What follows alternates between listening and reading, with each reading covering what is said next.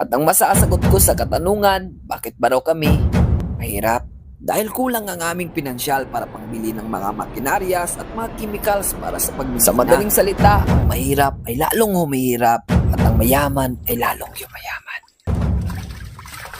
At pag ganito ng ating stock ay pwede na natin biringin o kaya tinatawag sa Luzon na pagbibiring. Sa pagmimina ay kailangan nyo talagang pagtutulungan kung gusto nyo mapadali ang inyong trabaho. At bawal na bawal talaga ang pagrereklamo dahil kayod kalabaw ang ating trabaho. At dobling ingat ng ating gagawin pag nagbibiring na, baka kasi may matapon na ginto.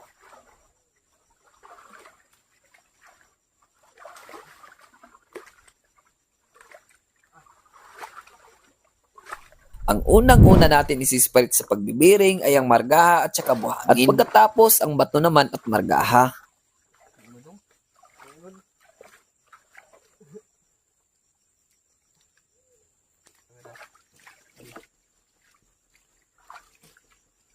At pagkatapos natin maubos at masiparit na ang buhangin at saka margaha, dito na naman tayo sa pagsisiparit sa margaha at saka ginto para makita na natin ang ginto. Ito lahat ng ating nakuha sa una nating pagbibiring.